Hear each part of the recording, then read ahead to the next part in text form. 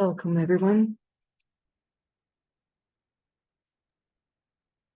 Does it sound right? Bem-vindos e bem-vindas.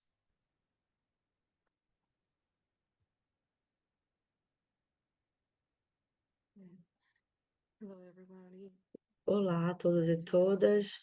Gostaria de dar boas-vindas a vocês. Para quem está entrando agora, eu gostaria de informar a todos e todas que nós temos interpretação disponível. Este webinar irá começar em breve e ele será realizado em francês, português e inglês.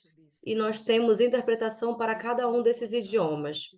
Se você quer acessar esse serviço, por favor, vá para o seu menu do Zoom e selecione o ícone que tem um globo e procure por interpretação de idiomas e escolha o inglês ou francês, inglês como a seu idioma.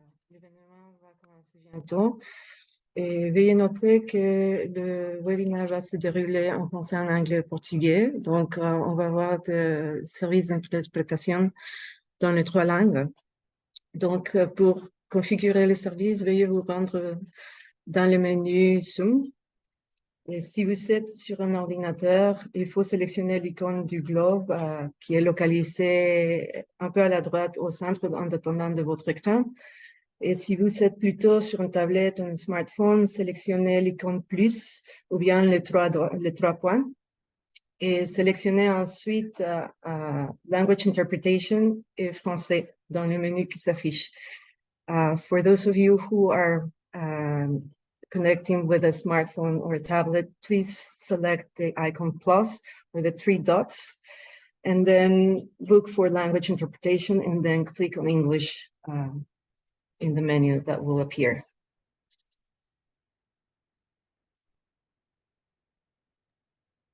Bom dia a todos, a todas e a todes, bem-vindos. Nós temos interpretação disponível para o português. Se vocês estiverem num computador, por favor, clicar no ícone que simboliza um globo terrestre e selecionar a nossa língua, português. E para quem estiver num smartphone, pode ir no ícone, que tem 3 pontinhos, e selecionar esses 3 pontinhos e vai aparecer a indicação para a interpretação. Obrigada.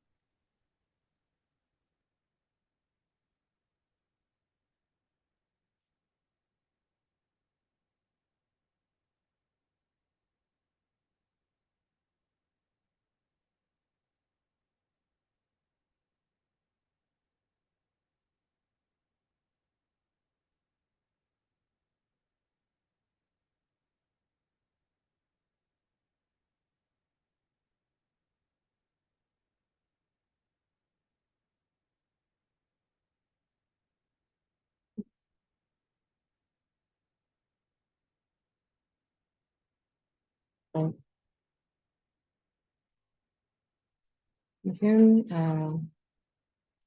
welcome you all. It is a great pleasure to have you here. E bem-vindas, é um prazer ter vocês aqui neste webinar em que vamos discutir a necessidade de proteger meios de subsistência em meio ao fechamento de lixões. Em nome da WIEGO, eu gostaria de dar as boas-vindas.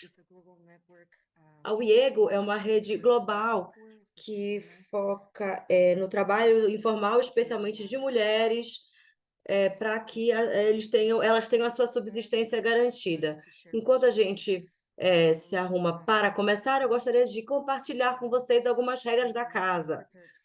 Nós preparamos para vocês um webinar que está dividido em 3 partes. Na primeira parte, nós teremos a apresentação de 3 casos com os quais a WIEGO está trabalhando, e em seguida teremos 2 discussões maravilhosas para que a gente possa compartilhar reflexões, experiências, etc., na África do Sul e no Paraguai também. Após isso, nós vamos ter uma sessão de perguntas e respostas e passaremos a palavra para o público. Em termos de tempo, cada apresentador dos 3 casos vai ter 10 minutos para fazer a apresentação. Em seguida, teremos as discussões, cada uma terá 5 minutos. Então, sejam bem-vindos e bem-vindas.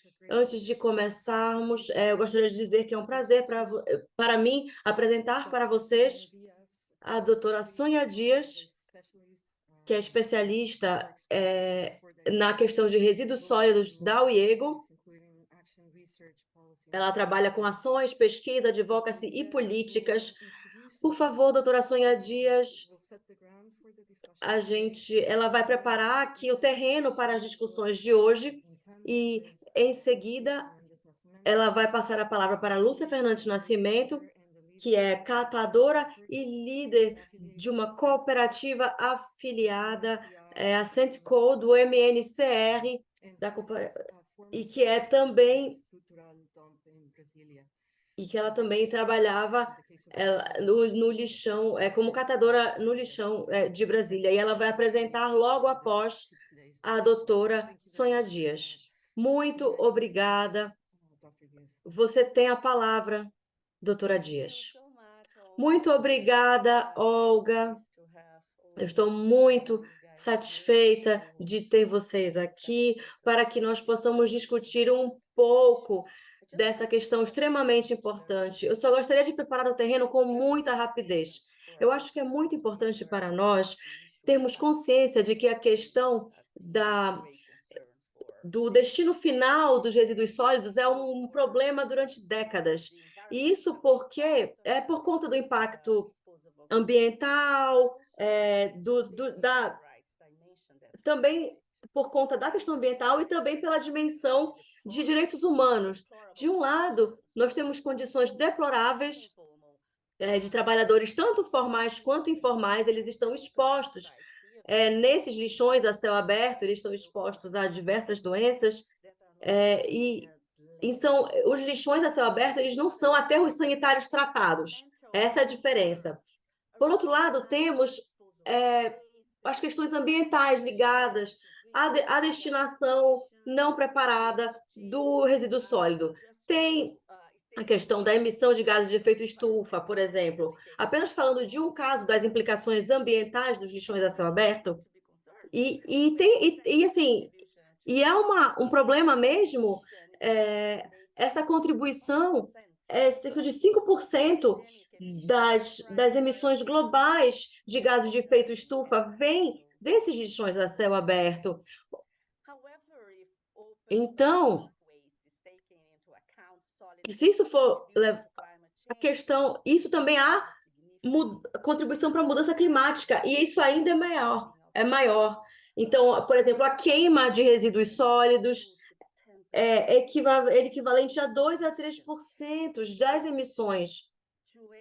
Então, é 20 vezes maior do que as emissões advindas desses outros lixões. Há também um problema sobre o custo humano, e a UIEGO vem documentando isso sistematicamente, principalmente em torno da dimensão de direitos humanos na América Central, e as evidências são chocantes.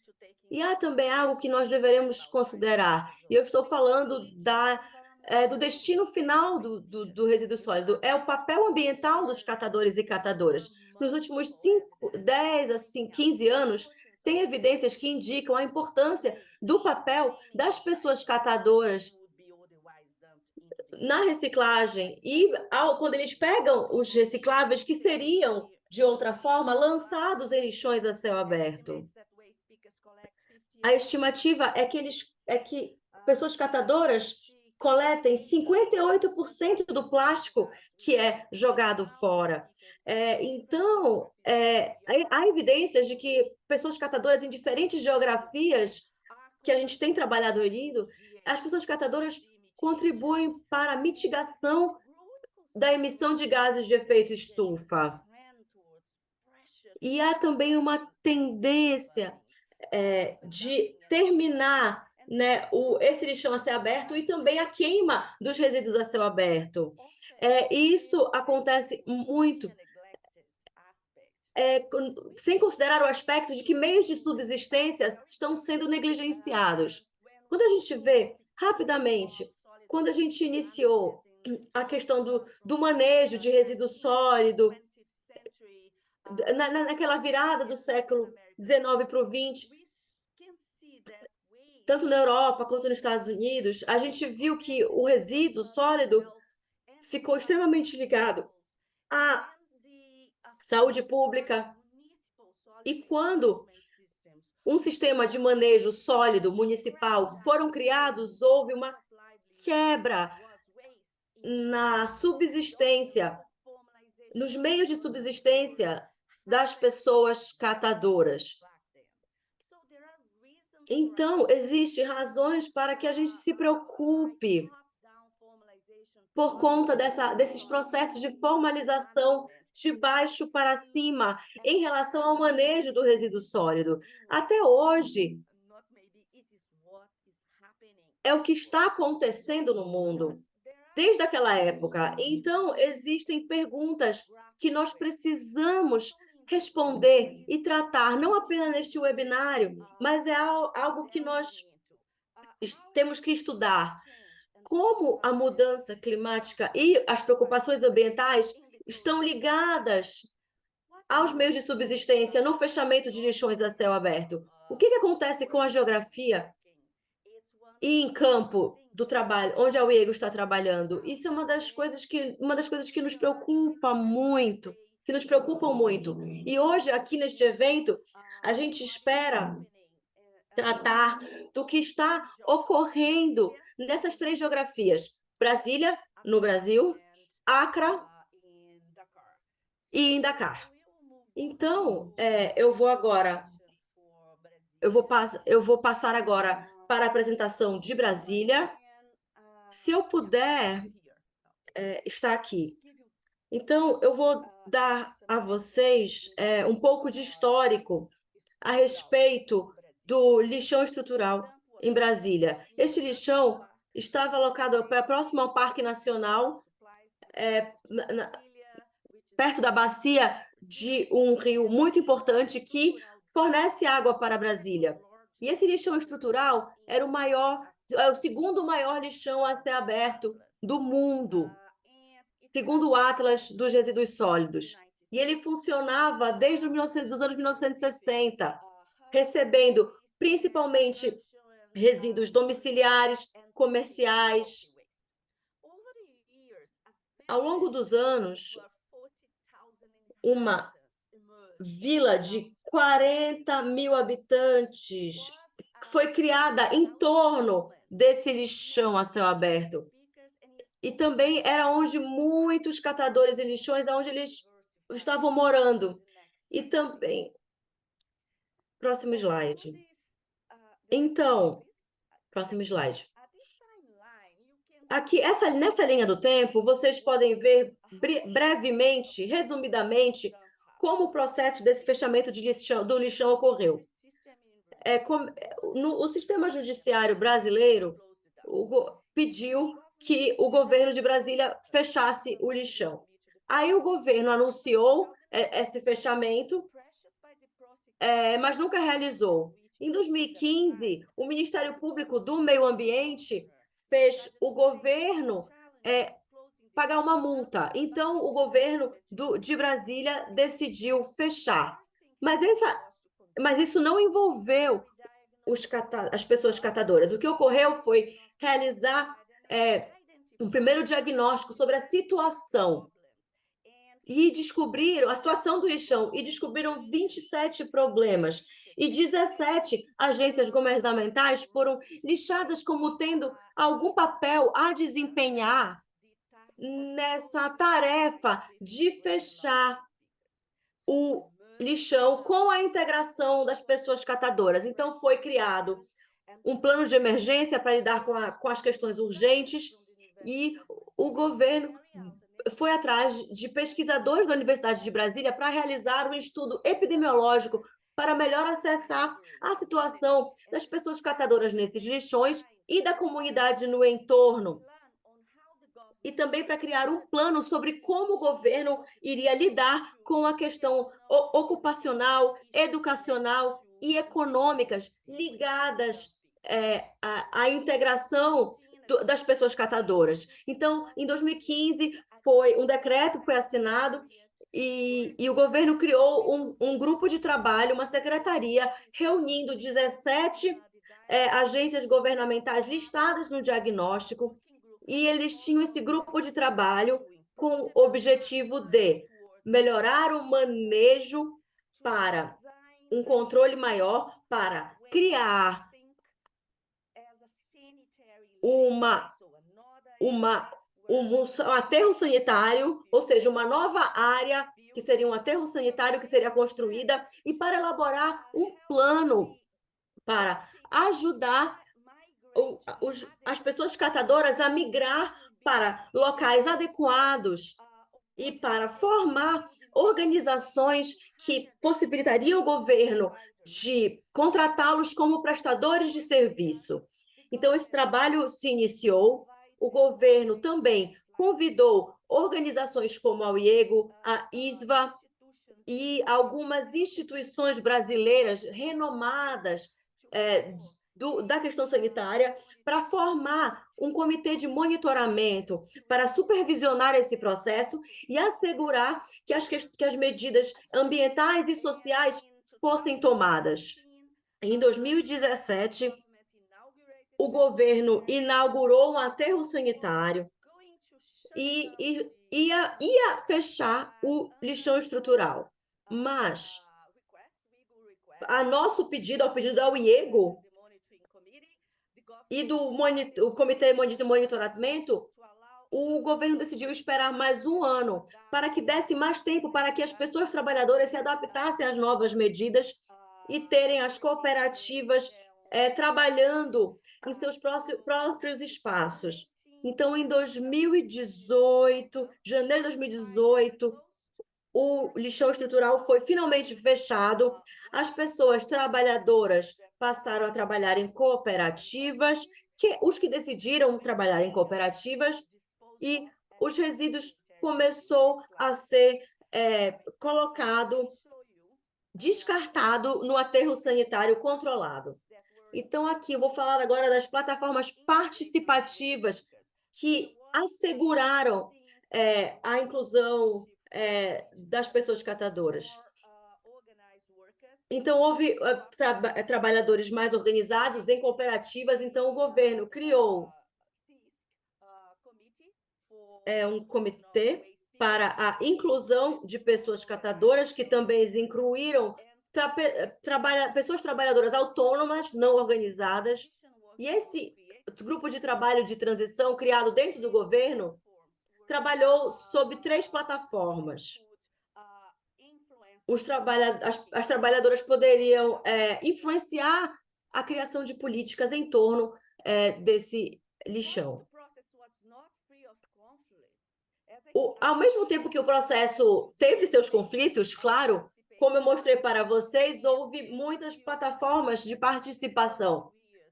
O governo, durante os 2 anos, realizou mais de 300 reuniões com as pessoas trabalhadoras, assinou uma carta de comprometimento, na qual o governo garantia que ele trataria das questões da integração das pessoas catadoras como parceiros, como prestadores de serviços, tanto na coleta quanto na seleção e separação dos resíduos. E também se comprometeu a outras ações também. Próximo slide, por favor. Então, algumas das características principais: houve total comprometimento do governo, canais de participação foram criados, pessoas catadoras se organizaram e agiram, atuaram de maneira ativa no processo, e a participação deles foi crucial, e o governo assegurou a integração deles na coleta seletiva Houve também o problema com a questão do fechamento, é que as pessoas trabalhadoras, quando vão para a separação e coleta, eles costumam receber menos. Mas a Lúcia vai explicar mais sobre isso, sobre a questão dos benefícios e dos desafios nisso. Também há o problema sobre como os resíduos em termos da cadeia de valor e como as pessoas catadoras recebem, onde eles estão na cadeia de valor, e algumas coisas estão além da abrangência do governo local. Próximo slide. Então, as mensagens. É importante a compensação para os trabalhadores, mas isso não resolve a questão dos meios de subsistência. O governo precisa de um guia claro. A questão da subsistência, muitas vezes, é resolvida pelas organizações que estão mais envolvidas nos processos. Então, muitas vezes se diz que esse encerramento é usado como panaceia, né? Que eles vão fazer alguma coisa para ajudar os trabalhadores, mas a realidade é que se precisa envolver aos trabalhadores em muitos processos, proteção social, saúde, e pensar como esse plano para a restauração da subsistência vai ser realmente real. Isso que faz a Viego e outras organizações. O que a gente tem feito foi supervisionar o processo de encerramento e continuamos supervisionando o que está acontecendo no terreno. Então, vou parar aí, porque eu quero deixar tempo para a Lúcia, que vai compartilhar um pouco sobre a sua perspectiva. Então, Lúcia. Fala, obrigada.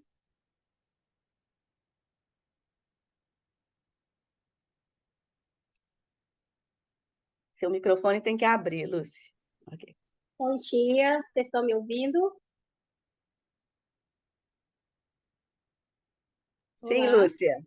Estamos ouvindo, sim. Pode falar, querida.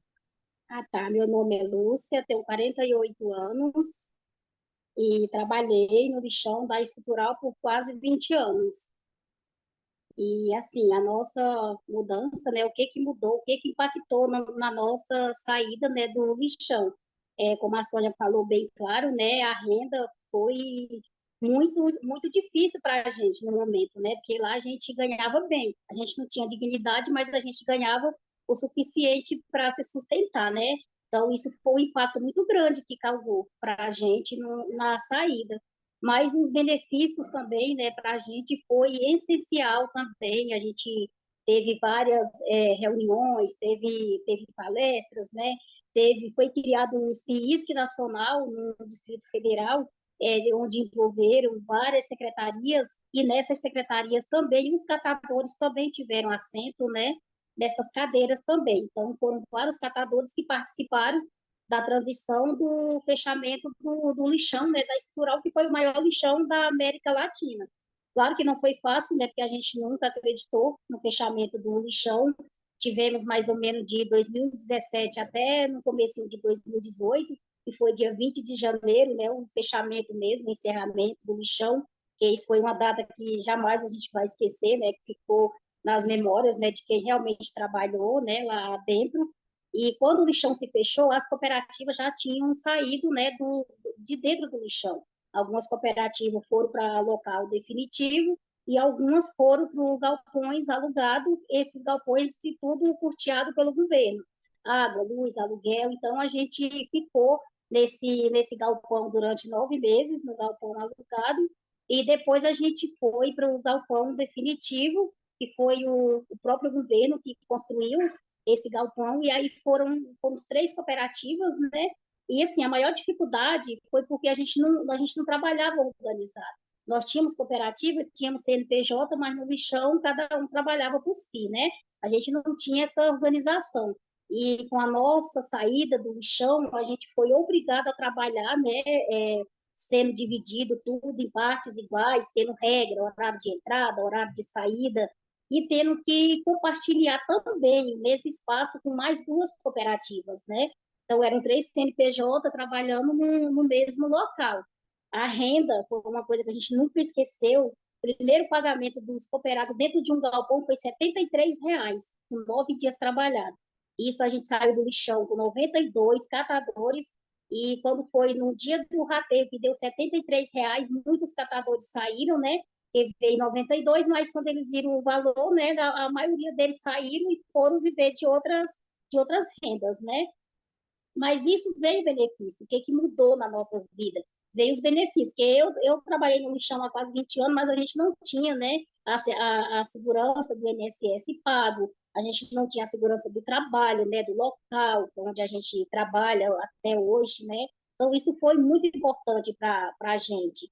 Hoje, a gente já tem alguns catadores que também já saíram, também que já conseguiram benefício por conta da idade, por conta de doenças. Então, isso foi muito importante para a gente também.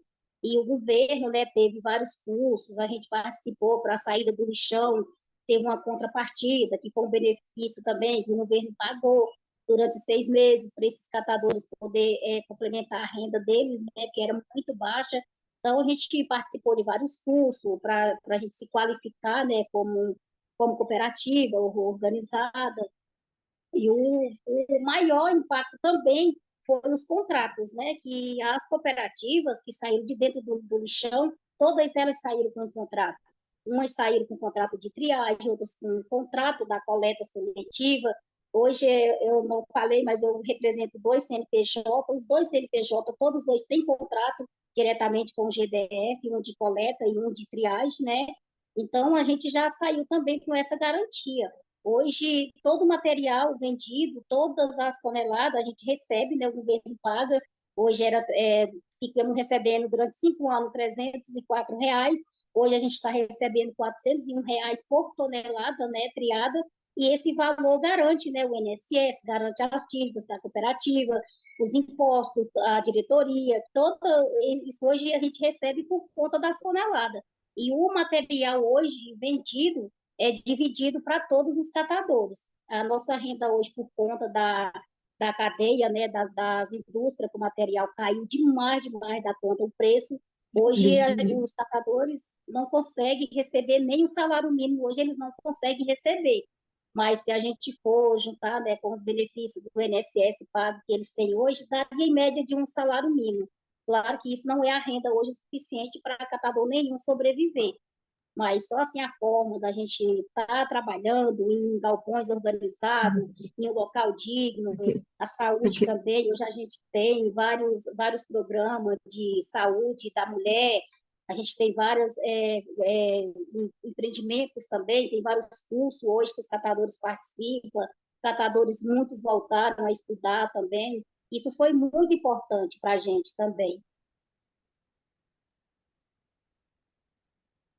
Muito obrigada, Lúcia. Você terminou? Muito obrigada, querida. Eu que agradeço.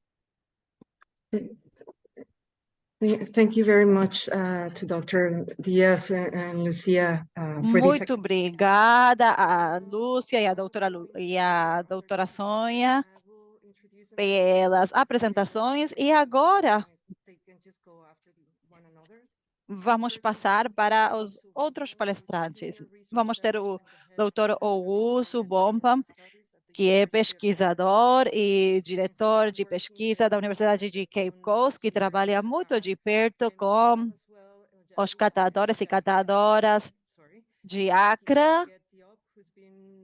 E também teremos o próximo palestrante que falará após ele, que trabalha em Dakar e começou em 2018. Então, agradeço ao Dr. Uso, então, que agora vai começar. Muito obrigado, Olga. Part of this process. As you said, I've been working with the Estou muito contente de ser parte desse processo. Eu trabalho faz alguns anos com os catadores e catadoras de Accra. E eu vou contar quais foram os eventos que levaram ao encerramento. em junho 2020, sem nenhum tipo de salvaguarda de subsistência. Durante o processo, nós apoiamos os catadores para que pudessem encontrar meios de subsistência fora do lixão. Então, próximo slide. Então, o aterro de Capón foi aberto em 2013, financiado pelo Banco Mundial. A Viego começou a trabalhar com os trabalhadores e trabalhadoras no local de maneira consistente a partir de 2016. Foi criado para receber 500 toneladas, mas recebia mais 400 de resíduos. E recebia também da área metropolitana de Acre, por isso que estava recebendo tantos resíduos. E em agosto de 2019, houve um incêndio e tinha 300 catadores trabalhando nesse momento. Então, eles foram reubicados, foram mandados para o lixão que estava perto. E em junho do ano 2020, no meio da Covid, o aterro foi encerrado. Então, falaremos agora do encerramento. E os catadores nem foram informados sobre o encerramento. E em abril de 2018, o Banco Mundial lançou um marco de políticas que tinha a ver, basicamente, com como a situação ia ser gerida em Acre. E nesse relatório do Banco Mundial, se explicava que, como o encerramento do lixão, a subsistência dos catadores ia ser muito impactada. E a Viego ficou muito preocupada, então começou a pensar maneiras de entender o que estava no relatório para tentar encontrar um tipo de salvaguarda para os catadores e catadoras.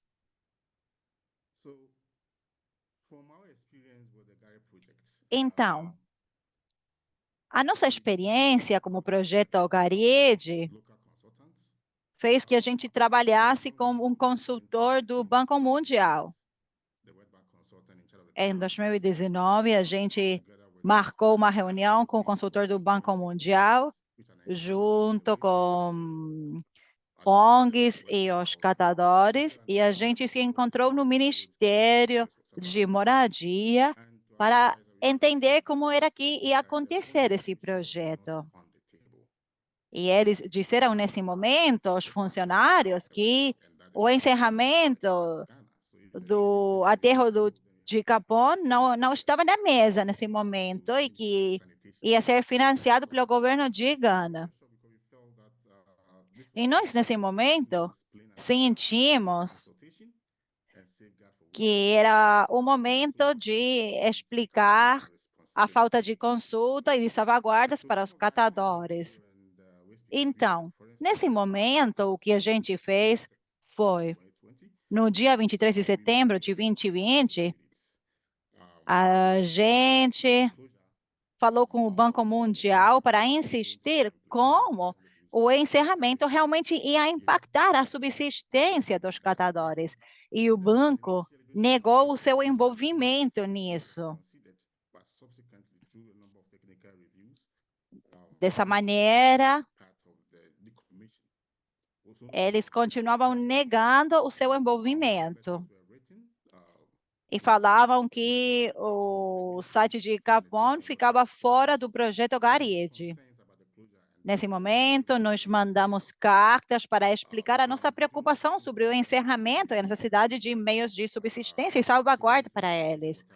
Então, nós mandamos cartas para o Ministério de Sanitação, de Saneamento e Recursos de Água, mas não responderam.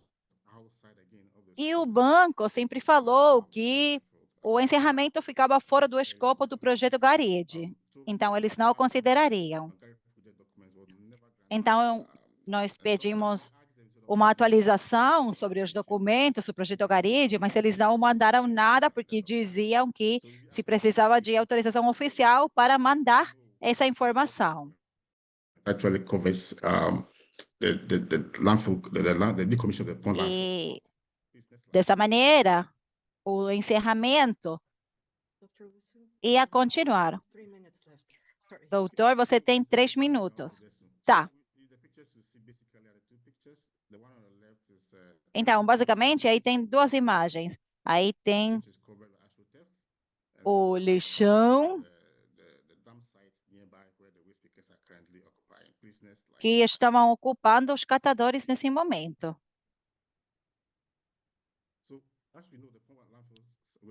Então, a organização de catadores de Capone é uma das maiores das associações de catadores de Acre. E eles tiveram eleições democráticas internas e nós tentamos ajudar eles e elas a criar cooperativas, porque seria melhor para conseguir contratos para a coleta. Mas o seu sistema, nesse momento, não permitia que fizeram isso. Então, para nós, tentamos, como desafio, entender como fazer para que eles pudessem se organizar de uma maneira que trouxesse para eles benefícios econômicos e sociais. Então, foi criada a constituição deles. Nessa imagem, vemos uma reunião da sua organização, onde eles compartilharam a sua experiência sobre a colheita e o movimento nacional. Então, o que aconteceu foi que eles iam ser deslocados, mas o problema era que esse encerramento ia acontecer no meio da Covid. Então, nós tentamos ajudar eles a fazer alguma coisa para continuar com a sua subsistência pela questão da pandemia. Então, houve uma proposta para fazer colheita e, felizmente, eles receberam $15.000 de uma ONG, uma fundação, para começar e colocar em andamento o projeto de coleta.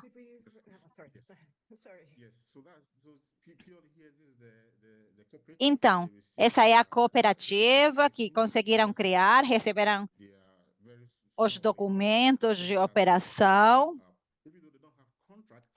E mesmo que não tinham um contrato dos municípios, ficaram sabendo que não precisavam do contrato para obter a legitimação. Então, nós passamos do momento onde o encerramento foi feito sem consultar eles, mas, finalmente, como o apoio da Viego, eles conseguiram criar a sua cooperativa e receber ajuda econômica para começar com o seu processo. Muito obrigado. Muito obrigada, doutor. Maguette? Maguette, você está pronto?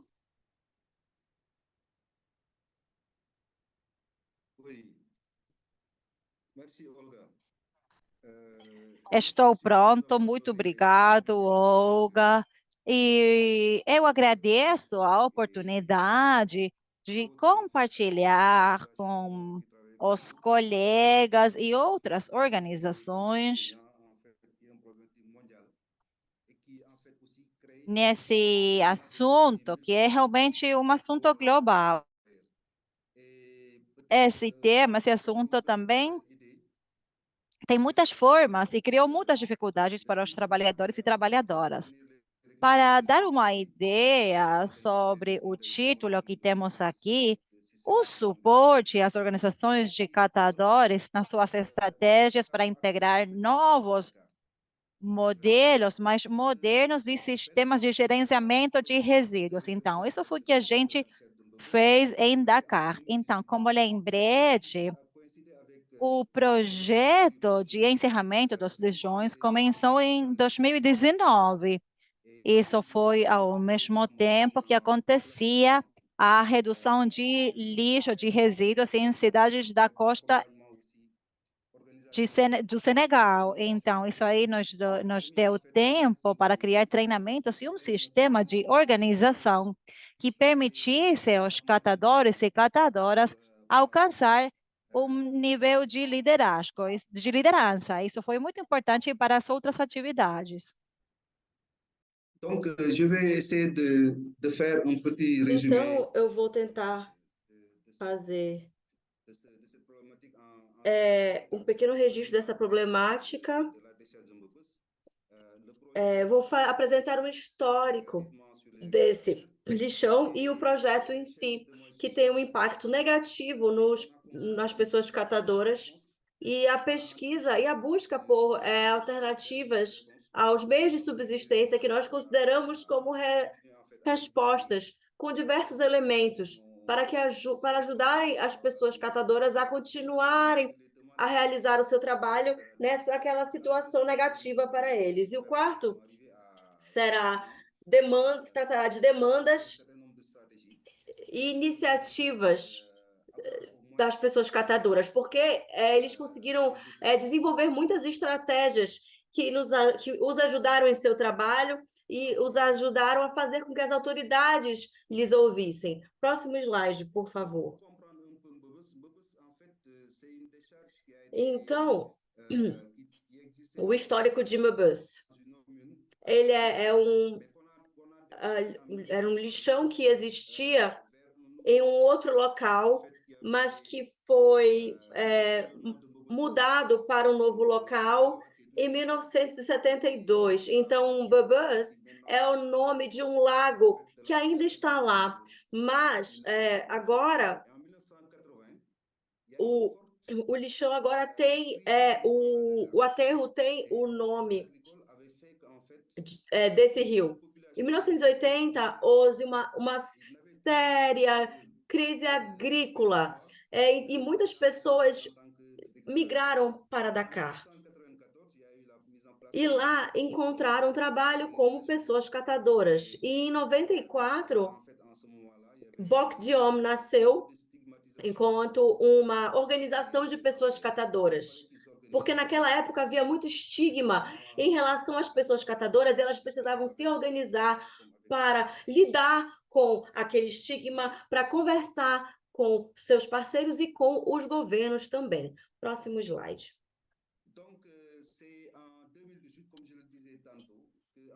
Então, em 2018, como eu disse antes, foi quando o projeto Premoged nasceu. É uma linha de crédito que permite a criação de infraestrutura e serviços de manejo de resíduos sólidos. Então, a ideia era fechar o lixão em 2026, por meio desse projeto. E aí, há uma agência que deve ser criada, chamada Somaged. É uma agência que vai trabalhar pela rápida privatização do manejo de resíduos. E o projeto já está caminhando, contratos estão sendo assinados com sociedades privadas e empresas. E então, as pessoas catadoras precisam, para que possam continuar a existir no sistema, elas precisam se organizar melhor. E é aí onde nós estamos no momento. Próximo slide, por favor. Então, como eu estava dizendo, nós estamos lá para apoiá-los a fornecer treinamento para encontrar outras formas de trabalho E como minha colega estava dizendo, estamos tentando ver como podemos externalizar algumas habilidades dessas pessoas trabalhadoras. Então, estamos trabalhando com algumas cidades e essas experiências e atividades estão ocorrendo. E nós vamos trabalhar também com o Ministério do Meio Ambiente para ver como nós podemos, como as pessoas catadoras podem manter, continuar realizando o trabalho que realizavam nos aterros, mas agora nas cidades e pequenas cidades.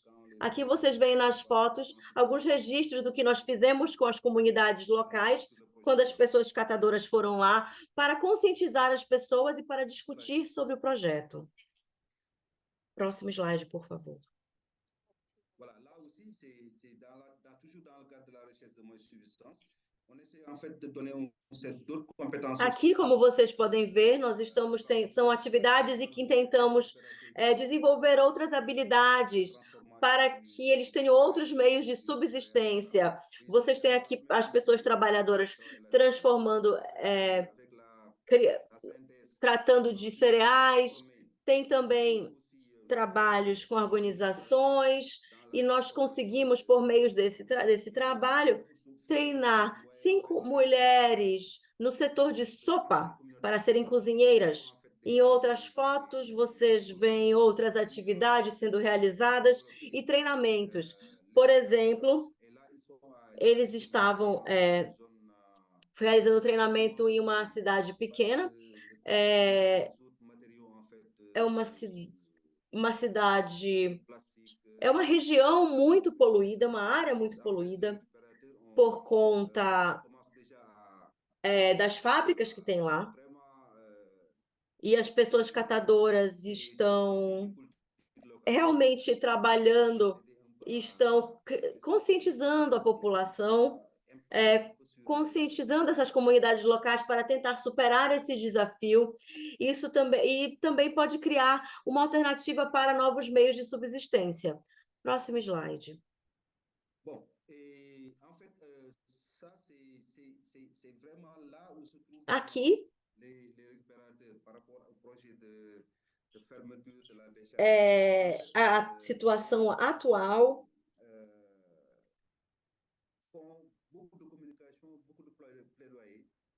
dos catadores, eles estão realizando aí ações de comunicação, estão realmente tentando conscientizar as comunidades para que o governo reconheça o seu trabalho. Então, eles criaram cooperativas com a ajuda do BD e com o apoio da UIEGO em Dakar, e também estão tentando criar um sindicato para que possam se organizar. E é muito importante porque com o apoio deles, eles conseguiram ser melhor reconhecidos pelo governo. E até o presidente da República disse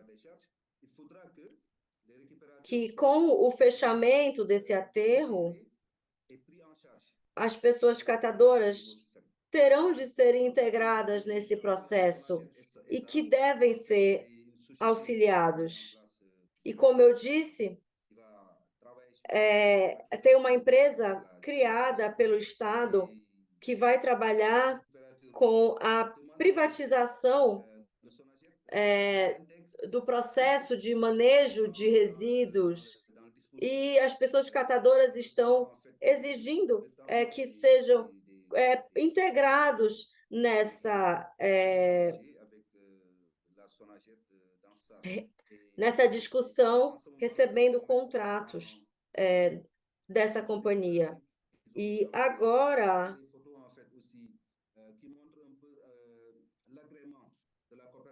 vocês veem aqui duas fotos que mostram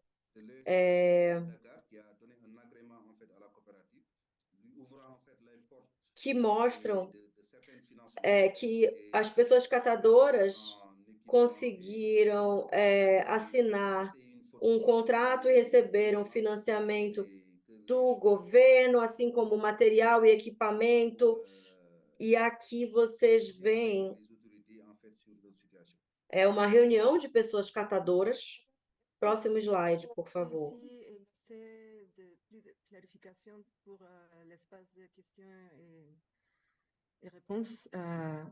On a déjà dépassé le temps, je suis désolée.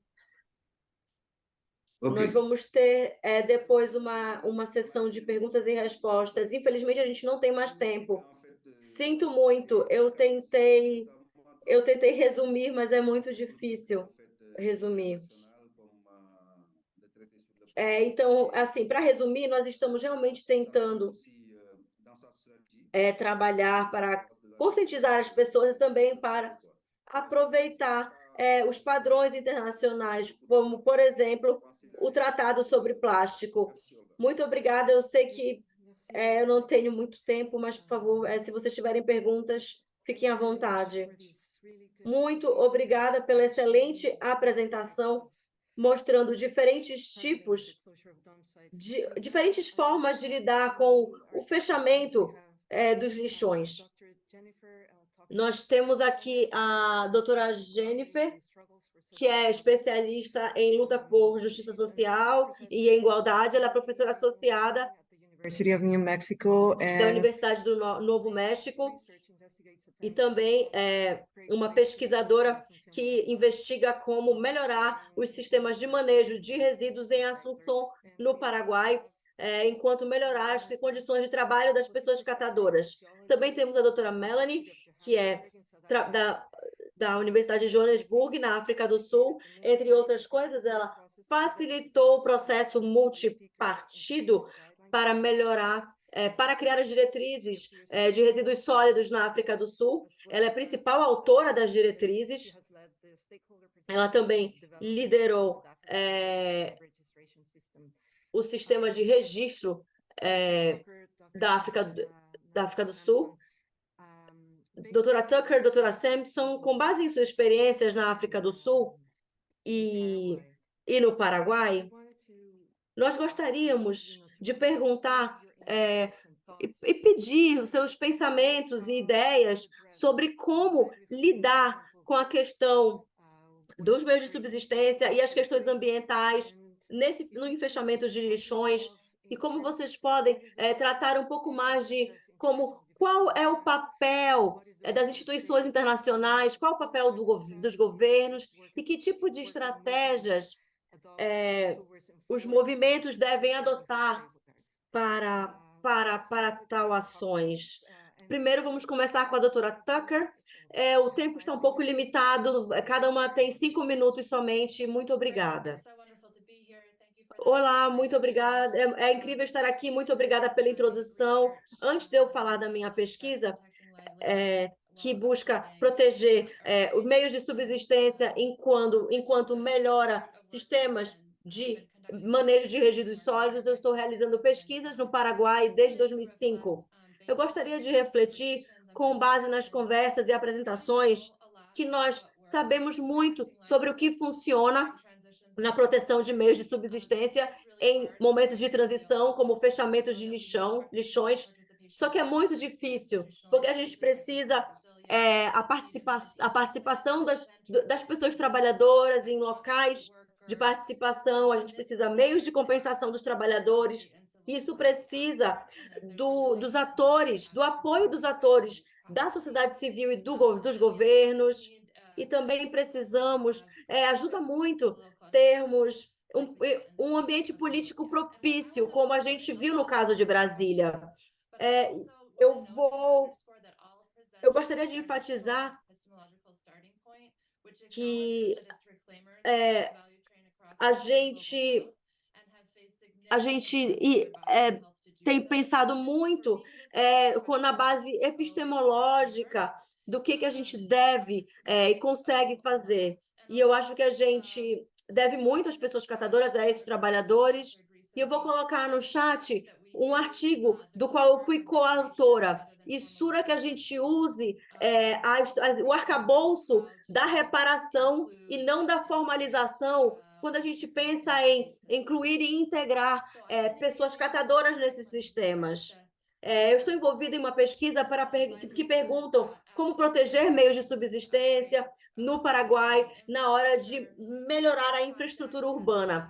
E o nosso projeto descobriu que existe uma série de barreiras para essa melhoria. A gente viu o Catagura, que é um aterro sanitário semi-regulado em Assunção, o processo está ocorrendo, mas houve grandes transformações no sistema de resíduos. Os gancheros, que são chamados em Paraguai, são as pessoas catadoras que trabalham em lixões.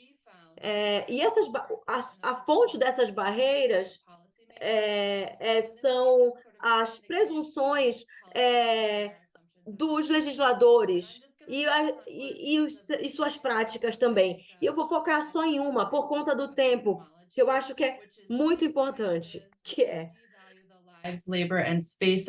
uma visão que desvaloriza a visão das pessoas pobres, e isso foi observado em um projeto grande que ocorreu em Assunção.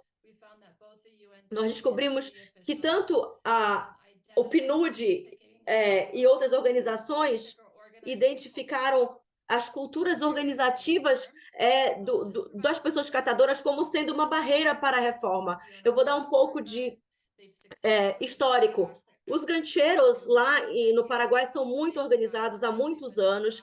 Eles fornecem meios de subsistência para milhares. Eles são bons de negociação. Eles negociam com o poder público e têm prática em negociação, e também trabalham com o operador do lixão, do aterro sanitário. E nesse projeto eles conseguiram fazer com que a prefeitura criasse facilitações para os gancheros.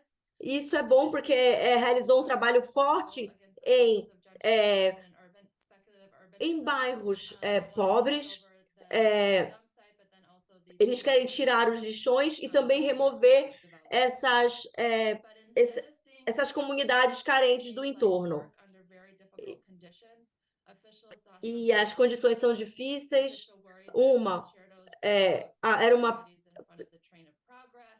Havia um problema e os legisladores eles são muito críticos da forma de organização dos catadores lá. Então, eles têm uma perspectiva um tanto punitivista, e esses legisladores, os legisladores têm problemas aí, que a questão, eles são muito individualistas, e a natureza... E existem estratégias que são desenvolvidas para responder à dinâmica local de poder e tomada de decisão no Paraguai, que são baseadas de promessas de lealdade de partido e votos. Então, eles fazem promessas que não são possíveis de ser cumpridas, esses legisladores, esses políticos.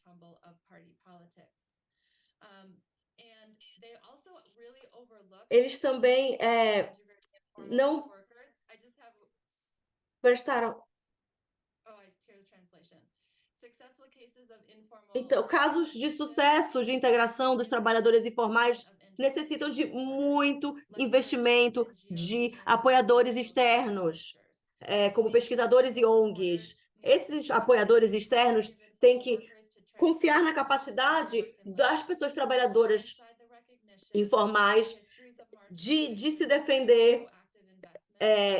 Eles precisam de treinamento e investimento.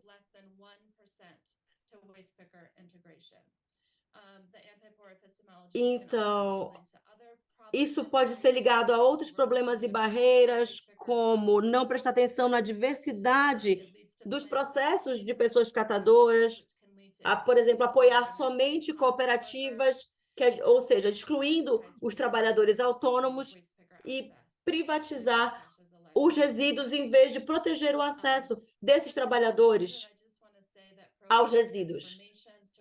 Para haver transformação nesses sistemas, exigem o confronto com elites econômicas e políticas, porque elas não querem que o status quo mude. E também como as alianças as alianças público-privadas também podem criar um problema. Então, porque elas criam um ambiente para proteger o seu lucro e um ambiente de monopólio também. E eu vou encerrar dizendo que essas epistemologias criam barreiras para políticas que ajudem as pessoas, as populações mais carentes. Oi, está me ouvindo? Yes, Melanie. Sim. Maravilha. Muito obrigada pela oportunidade de falar nesse painel. Eu queria rapidamente mostrar a câmera para que vocês vejam o que a gente fez em Johannesburgo. Espero que possam ver.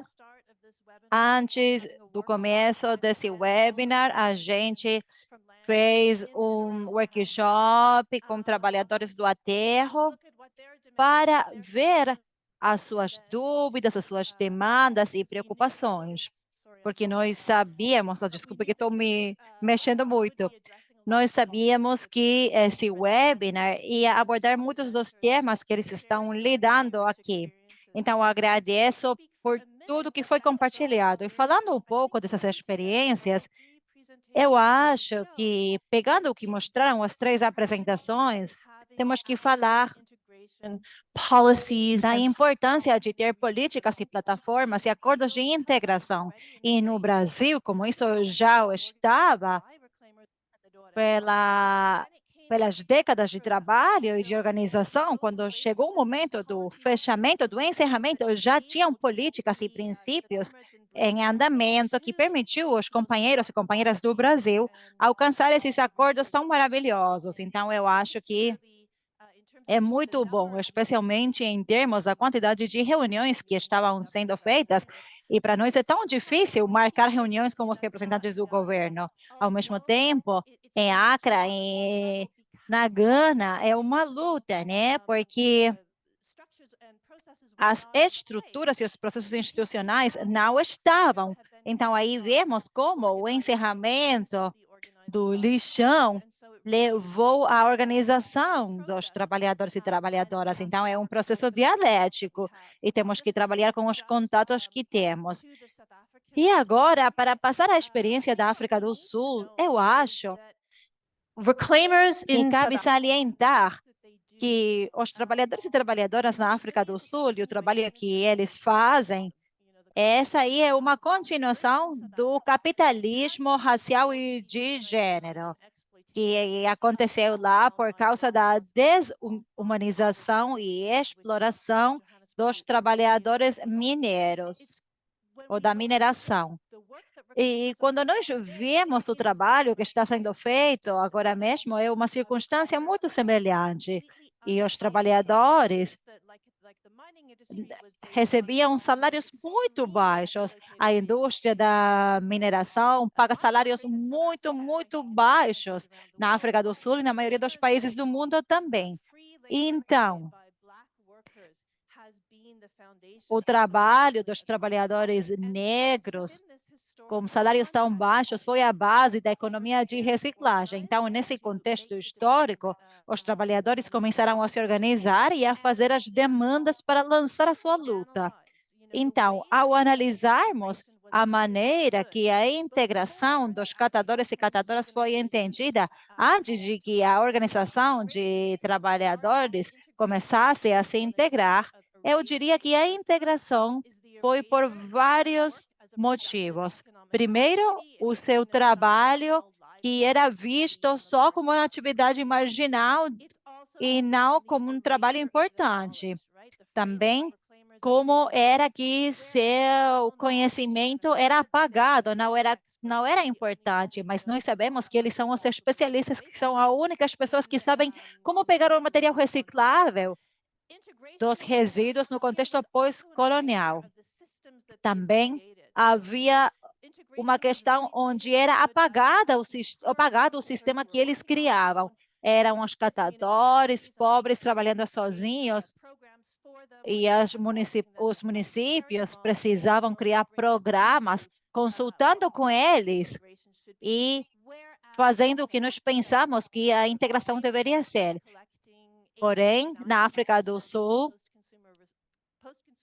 os catadores coletavam entre 80 e 90 dos recicláveis pós-consumo, que é a base da economia de reciclagem, e eles fazem isso através da separação fora do sistema de origem. Então, tínhamos que perguntar o que acontece quando o governo desenvolve esses programas e políticas que não reconhecem que já existe um sistema e que isso leva a consequências deploráveis. E também temos que pensar que a abordagem de integração na África do Sul se baseava anteriormente como o capitalismo racial, apagando a humanidade dos catadores e catadoras. Então, sobre a base desse contexto, nós começamos um processo na África do Sul para desenvolver um guia de integração de catadores. E falarei rapidamente das políticas e das conquistas institucionais que nós tivemos, e depois falarei sobre os desafios de levar isso para a prática. Então, na África do Sul, houve um processo de 3 anos multissetorial que incluiu os catadores e o governo, e nós fizemos um guia para catadores, organizando os catadores lá, e a ideia era que eles tivessem um papel-chave. Então, nós primeiro começamos com 10 princípios que abrangiam tudo que a gente fazia sobre a integração dos catadores e catadoras. E o primeiro princípio é o respeito e o reconhecimento dos seus conhecimentos e a sua contribuição. Então, com esse processo, chegamos a uma definição muito interessante de integração de catadores, que se afasta do apagamento que tinham feito deles. Então, para nós é muito importante a criação de um sistema de reciclagem formalmente planejado que reconheça o valor e que se apoie nos sistemas existentes criados pelos catadores. E essa integração tem que pagar os catadores pelo seu serviço e melhorar as suas condições de trabalho. E também precisamos de uma integração política, social, econômica e cultural, não apenas econômica. Então, o guia foi desenvolvido e a Estratégia Nacional de Gerenciamento de Resíduos, revisada em 2020, dizia que os municípios precisavam integrar os catadores e catadoras para 2021 e outros municípios para 2024. Esse agora é um requerimento legal para os municípios. Com isso, desenvolvemos responsabilidade estendida do produtor, com regulações na África do Sul, porque nós tínhamos feito o trabalho como os guias. A nossa regulação, ou norma EPR, diz que a indústria tem que pagar aos catadores e catadoras pelo seu serviço. Então, é muito importante que o seu trabalho seja considerado, valorizado e receba o salário correspondente, o pagamento correspondente. Porém, temos uma briga, uma luta em andamento para tornar tudo isso em realidade. Vou dar um exemplo rápido, eu sei que tenho só 1 minuto.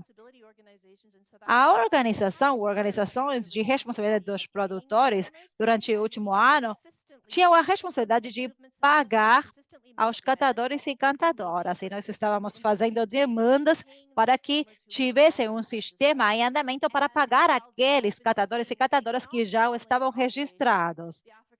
Eles não estavam cumprindo com as suas obrigações e os catadores tinham um time que estava fazendo os registros e agora está numa nova fase de mandar os catadores aos sistemas para que possam receber os pagamentos. E acho que isso mostra que, mesmo com as estruturas formais, igualmente se precisa de uma organização dos catadores e catadoras. E, para mim, como falou o colega da Gana, é que a organização aqui da África do Sul não está esperando que o governo faça o que tem que fazer. Eles estão eles mesmos fazendo o registro, o cadastro dos catadores para garantir os seus pagamentos. E como falou o colega da Gana, é importante que não esperar o contrato do governo. Eles começaram a criar relações com associações de residentes e criaram sistemas de reciclagem insurgentes em vários subúrbios de Joanesburgo. Então, criaram relações muito boas com os residentes e empresas privadas contratadas pela cidade e tentaram ir para as comunidades e os residentes não permitiram o acesso dos caminhões. Eles falaram, não, nós trabalhamos como os catadores. Então, essas foram algumas das estratégias e imagino que vocês concordarão. E, sobretudo, a experiência do Brasil é uma grande inspiração para nós e nós aprendemos muito de todas as lutas do mundo todo e a maneira na qual os catadores e catadoras lutaram pelos seus direitos nos países. Muito obrigada.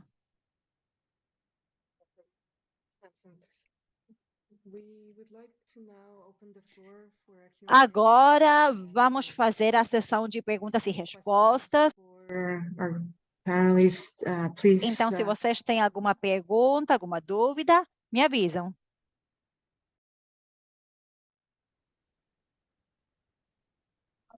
Questions? Alguma pergunta? Oi, tem uma pergunta, desculpem, não podemos levantar a mão porque não estamos no computador. Temos uma pergunta do equipe de engajamento da Arrow. Oi, pessoal. Eu sou Eva McQueen e a minha pergunta é para a Sônia do Brasil. Sônia, como vocês conseguiram convencer o governo para apoiar aos catadores da maneira que apoia agora mesmo? Então, qual foi o processo que vocês atravessaram e quais foram os cuidados que tomaram também para ser reconhecidos e para ser incluídos com a gestão de resíduos que está fazendo o governo? Obrigada. Muito obrigada, Eva, pela pergunta. Então, não sou eu, como falou a Melanie, nós temos uma longa história de lutas no Brasil todo. E no caso de Brasília, esse caso que nós apresentamos juntamente com a Lúcia, a catadora que trabalhava no lixão, nós tivemos a sorte de ter como presidente da agência de limpeza de Brasília, que era o mesmo presidente da agência de limpeza da minha cidade quando eu trabalhava na cidade. Então, ela levou para Brasília, em termos de inclusão, uma coisa que nós já tínhamos implementado em 93 na minha cidade, Belo Horizonte.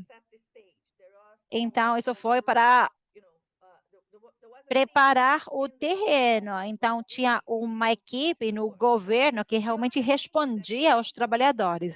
E a outra coisa é que os trabalhadores e trabalhadoras se organizaram por décadas. Tinham plataformas existentes nas quais o governo e os trabalhadores e trabalhadoras já tinham diálogo, já conversavam. Então, com o encerramento do lixão, quando foi decidido pelo governo, o governo realmente deu muito poder à agência, e a agência, junto com as pessoas trabalhadoras, se envolveram muito de perto. Houve alguns conflitos, claro, mas como existia um comitê de monitoramento, do qual nós éramos parte, nós tínhamos um segmento muito de perto do que estava acontecendo, então a gente podia fazer comentários, sugestões ao governo e também aos trabalhadores. Nós também aconselhávamos os líderes dos trabalhadores e trabalhadoras, então nós dávamos dicas e conselhos para as duas partes, para que fosse um diálogo frutífero. Então, é uma luta de muitos anos de políticas, criação de políticas, interação entre o pessoal técnico, que But the work has fought foi on. mais responsivo, mas os trabalhadores lutaram com um governo que escuta você igualmente, sem os trabalhadores se organizando e deixando claro quais são as suas demandas, então as coisas não darão certo. Como falou a Melanie, é a mesma coisa que aconteceu conosco. Os trabalhadores em Brasília lutaram muito, estavam sempre indo para as reuniões, fazendo as suas demandas. Então, foi uma coisa que foi desenvolvida juntamente. Não sei se a Lúcia quer falar alguma coisa. Sobre como que vocês fizeram para que o governo fosse ouvindo as demandas, ou tá bom o que eu falei? Fica à vontade para contribuir.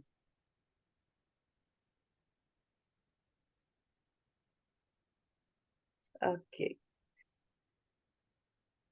I think we can move on, it seems. She's smiling. Olá, estão me ouvindo agora? Ok.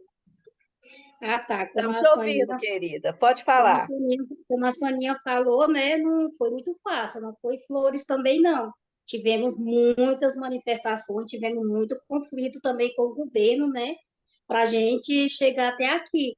Então, por a gente ser as lideranças, né, nós formamos várias lideranças e fomos várias vezes ao Palácio do Buriti a pé, fechamos também, né, praticamente o Palácio do Buriti com todos os catadores também, para a gente chegar, né, um acordo. Claro que nem tudo foi feito da forma que a gente queria, né? O valor das toneladas não seria esse valor de R$ 304, seria só R$ 92, e a gente não aceitou, né? E a gente realmente teve várias reuniões, tivemos vários debates, inclusive na casa do governador do Distrito Federal, e a gente lutou muito para a gente chegar até aqui. Hoje eu diria, né, que o modelo de Brasília não é de primeiro mundo, mas hoje, com os outros fechamentos de lixões que teve, eu diria que é o melhor que está tendo hoje.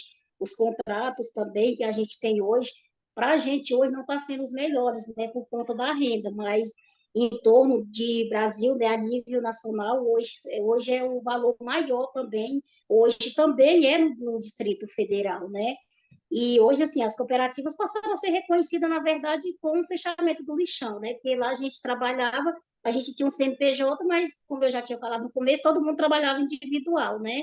E a gente passou a ser reconhecido mesmo. Na verdade, nós somos reconhecidos como catadores de material reciclável desde 2010 no governo federal, né? Foi que nós somos realmente reconhecidos. E de lá para cá, hoje nós estamos em um local que foi também doado pelo governo federal, uma área de mais de 80 mil metros quadrados, né, hoje onde a gente trabalha. Então, isso é muito importante. Isso foi conquista de 2010, só agora que nós estamos, faz 3 anos agora, né, em novembro, que a gente está hoje, né, no local que vai ser para a vida inteira, né, são 11 cooperativas hoje no mesmo local. A maioria dessas cooperativas todas saíram de dentro do lixão da estrutural. E eu diria assim que para vários países, né, o nosso não é o melhor, mas está sendo hoje praticamente modelo, né? Muita gente vem de fora, de muitos países, e hoje conhece a realidade hoje da gente, bem diferente de um lixão a céu aberto, né? Que nós trabalhamos muitos anos dentro de um lixão. E eu diria que hoje o que impacta mesmo para a gente hoje é a renda. Hoje, se a gente tiver uma renda digna para catador hoje, de verdade, para eles sobreviverem, eu acredito que nós estamos vivendo o melhor momento como catadores, como cooperativa, seria agora se nós tivéssemos uma renda de verdade, uma renda que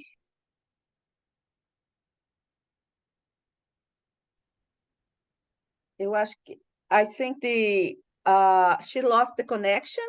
Acho que ela perdeu a conexão. Então, para encerrar, há uma crise no mercado agora mesmo, e eu vou dar um esclarecimento. Olhem aí no chat, eu coloquei um comentário para que você saiba o que está acontecendo no mercado e como é que está impactando nos trabalhadores. Olga, From Antonella Maiello, and it's directed at you há as well. uma pergunta também para você, Sônia. A pergunta diz: como foi que o movimento de catadores em Brasília alcançou um papel tão importante como para ter um contrato com o governo municipal e outros governos? Por exemplo, no Rio. Essa é uma coisa que os catadores estão lutando faz muito tempo e ainda não conseguiram. Vou falar rapidamente.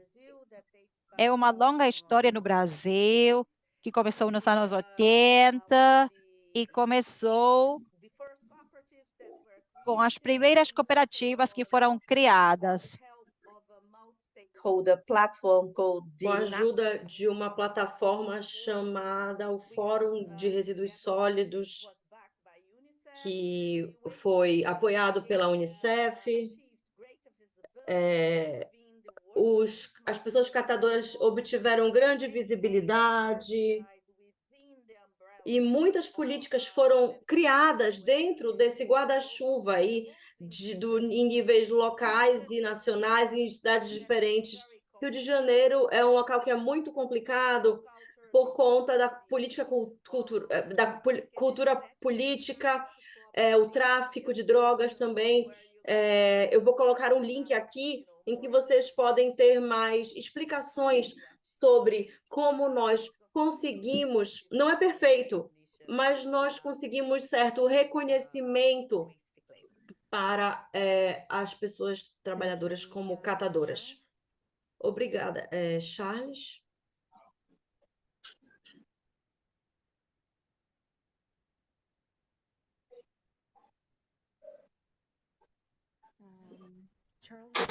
Charles, eu acho que sua mão está levantada.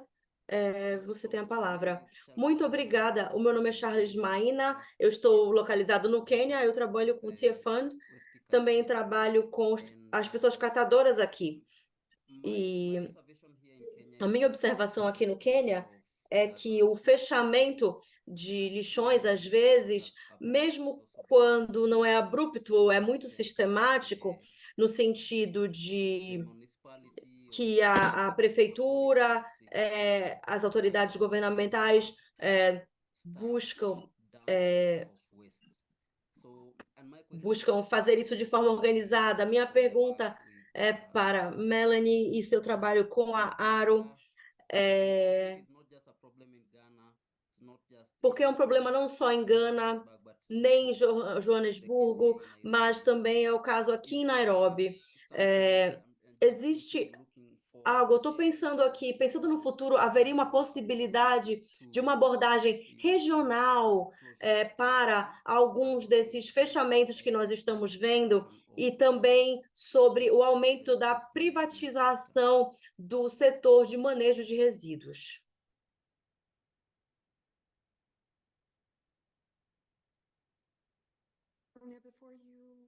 Sônia, antes de você responder, será que nós podemos ouvir outra pergunta?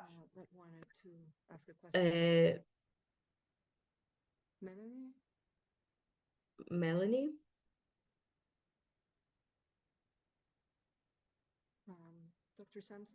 Bom, doutora Samson, você está ouvindo? Sim, eu ouço você. Você nos ouve agora? Sim, podemos ouvir. Eu peço desculpas por lhe interromper. Dependendo da pergunta, talvez seja a nossa próxima pergunta, apenas para conseguir fechar. Obrigada. Olá, todos e todas. Meu nome é Mota Suadi e eu sou representante da Organização Africana de Catadores. É apenas um comentário, não é uma pergunta. A importância de nos organizarmos enquanto trabalhadores. Por que nós podemos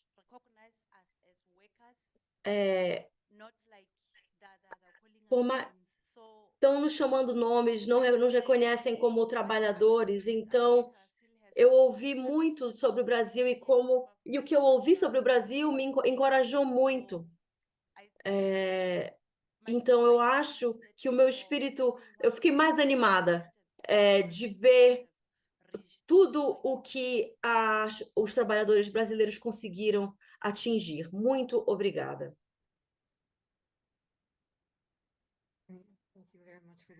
Muito obrigada pelo comentário. Sônia, você gostaria de responder à pergunta anterior? Sim, eu acho que eu não entendi muito bem, porque a minha conexão não está muito boa.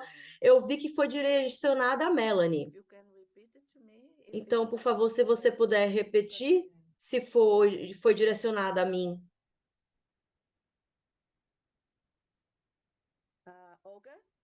Olga? Você me ouve? Desculpe, eu também estou tendo um pouco de problema aqui com o meu áudio. Desculpe, Charles, por favor, você poderia repetir a sua pergunta? Pelo que eu entendi, foi para a Melanie a pergunta, não para mim. Sim, basicamente pode ser para você também, Sônia, mas a minha pergunta era sobre o fechamento dos lixões, era uma observação de concentrar os esforços para esse fechamento de uma forma que aumente a separação, ou seja, que inclua as pessoas catadoras que não têm condições de fazer essa transição e elas acabam sendo substituídas por empresas privadas. E sobre a questão regional, aqui não é um problema só no Quênia ou em Gana, é um problema que a gente vê também em Joanesburgo. Eu estou só imaginando em termos do que a gente pode fazer em nível regional para lidar com essa situação. Eu sei que vocês, camaradas, estão realizando um trabalho excelente, mas eu penso em algo regional. Eu entendi. Obrigada, Charles. Bom, no caso do Brasil, nós estamos implementando políticas de separação como um sistema de reciclagem inclusivo. Ele faz parte da responsabilidade do governo de fornecer com um contrato, por meio de um contrato, por exemplo, fornecer caminhões, ou seja, os meios, as ferramentas para a coleta e outros materiais e recursos também que os trabalhadores podem precisar para realizar o seu trabalho.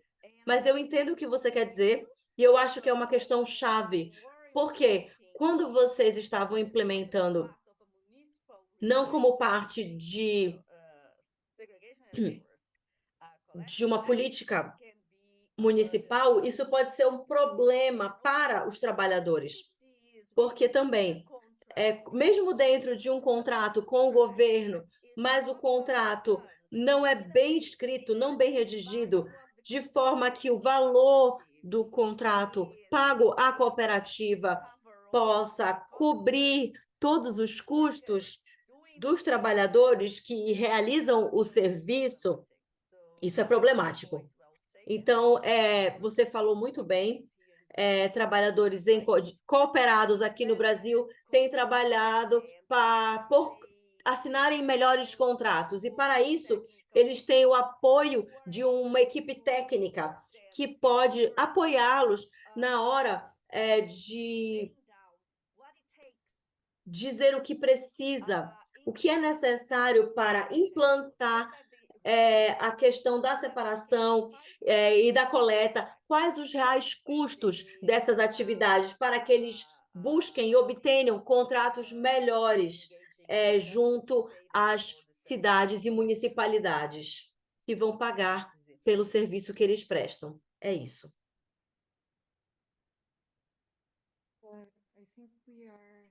Bom, eu acho que chegou a hora. Eu não sei se nós temos 2 minutos a mais, apenas para finalizar aqui. Eu gostaria de... Opa, desculpa, algo aconteceu na minha tela. Eu gostaria de agradecer a presença e a participação de vocês. Nós tivemos uma discussão muito rica que nos levou às raízes do que é de fato importante, que é ter as pessoas catadoras no centro. Eles que iniciaram os sistemas de gerenciamento de resíduos, de gestão de resíduos, eles devem ser reconhecidos como tais. E nesse processo de fechamento de lixões e aterros sanitários, a gente tratou da importância de ter a participação ativa das pessoas catadoras em todos os estágios do processo, desde a elaboração até a implantação, monitoramento e supervisão desse processo. E a gente ouviu também sobre a importância de ter mecanismos para assegurar que isso ocorra. E fazendo isso, nós ouvimos também sobre estratégias de pessoas trabalhadoras em termos de implantação das próprias iniciativas e demonstrar que eles podem, sim, fazer isso sem ter que esperar. Nós vimos estratégias de alinhamento com outros setores, principalmente de organização e de luta pelo seu trabalho e pelo reconhecimento do seu trabalho. Muito obrigada pelo seu tempo, pelo tempo de vocês. Eu peço desculpas pelo atraso. E se vocês quiserem saber mais, por favor, entrem em nosso website. Nós temos lá materiais sobre fechamento de lixões, e no chat vocês vão encontrar também alguns recursos que foram compartilhados pelas nossas palestrantes. Muito obrigada às palestrantes, às participantes e às intérpretes que ajudaram a nossa comunicação. Muito obrigada, espero que vocês tenham um bom dia. Tchau, muito obrigada a todos e todas.